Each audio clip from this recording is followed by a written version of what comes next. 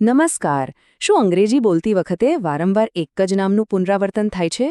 તો આજે આપણે એ ભૂલને સુધારતા શીખીશું. આજના આ વિશ્લેષણમાં આપણે અંગ્રેજીના સબ્જેક્ટ પ્રોનાઉન્સ એટલે કે કર્તા સર્વનામ બરાબર સમજી લઈશું.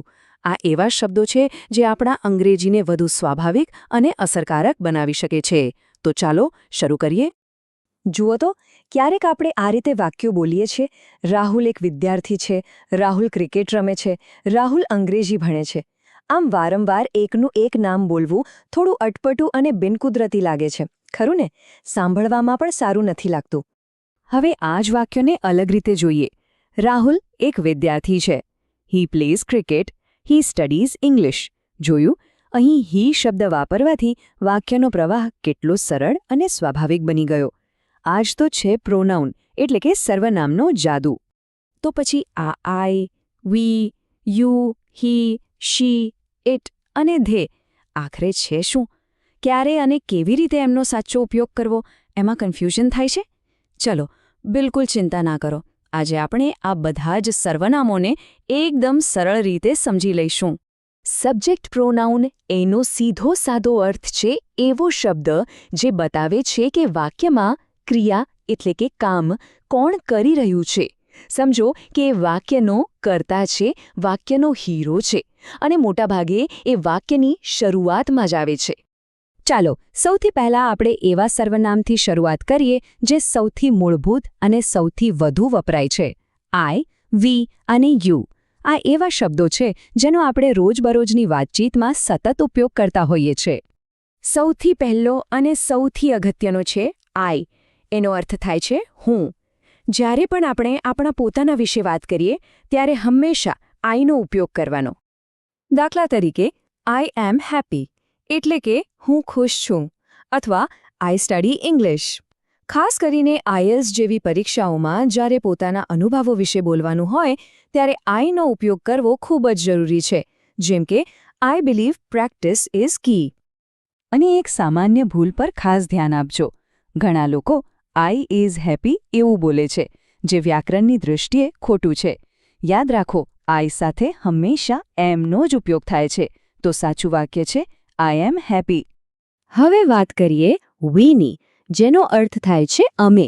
જ્યારે આપણે આપણી જાતને કોઈ જૂથમાં સામેલ કરીને વાત કરીએ, એટલે કે હું અને બીજા લોકો, ત્યારે વીનો ઉપયોગ થાય છે.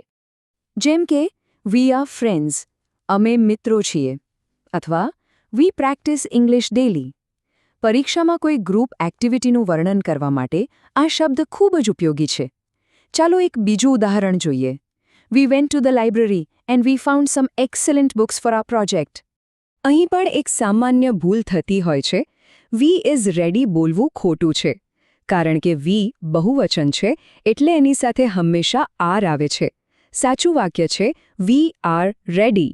આગળ વધીએ યુ પર, જેનો અર્થ તું પણ થાય અને તમે પણ થાય.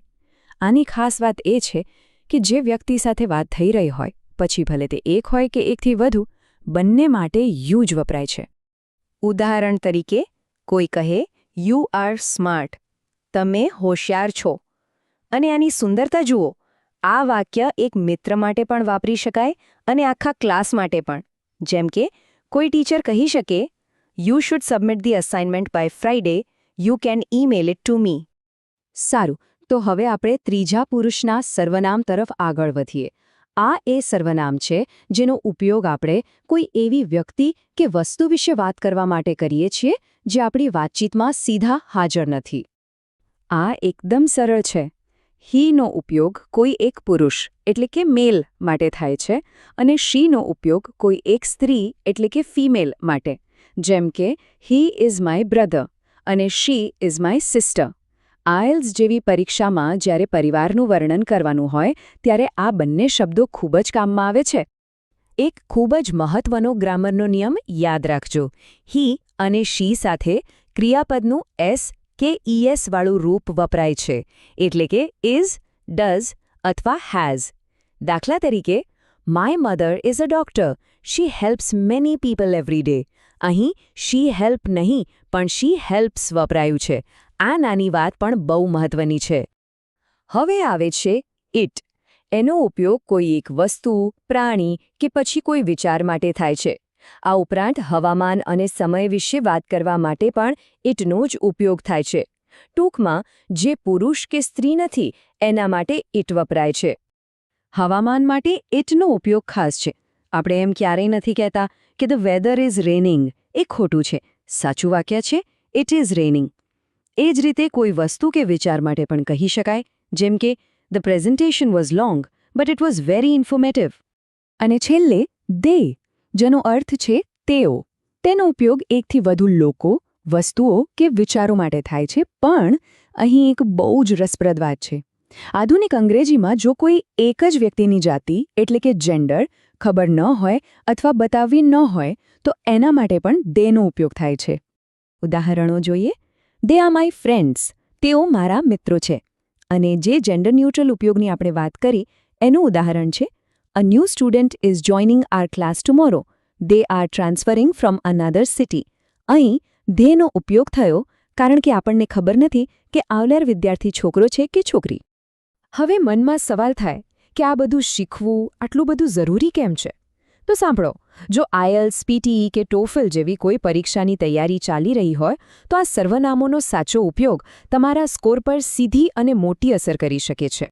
જુઓ, સાચા સર્વનામ વાપરવાથી વાક્યરચના મજબૂત બને છે. આપણું બોલવાનું એકદમ સ્વાભાવિક લાગે છે અને લખવામાં પણ વારંવાર એકનું એક નામ લખવાની ભૂલ ટાળી શકાય છે. અને સૌથી અગત્યનું, આપણો ગ્રામરનો સ્કોર વધે છે કારણ કે હી વર્ક અને હી વર્ક્સ વચ્ચેનો નાનકડો તફાવત જ સ્કોરમાં મોટો ફરક લાવી શકે છે. તો ચાલો આપણે જે કંઈ પણ શીખ્યા તેનું ઝડપથી એક પુનરાવર્તન કરી લઈએ. આ ટેબલ પર એક નજર નાખો. આઈ એટલે હું, વી એટલે અમે, યુ એટલે તમે, હી પુરુષ માટે, શી સ્ત્રી માટે, ઇટ કોઈ વસ્તુ માટે અને દે એકથી વધુ લોકો અથવા વસ્તુઓ માટે. આ ટેબલ ઝડપી રિવિઝન માટે એકદમ પરફેક્ટ છે. તો આ હતા અંગ્રેજીના સબ્જેક્ટ પ્રોનાઉન્સ.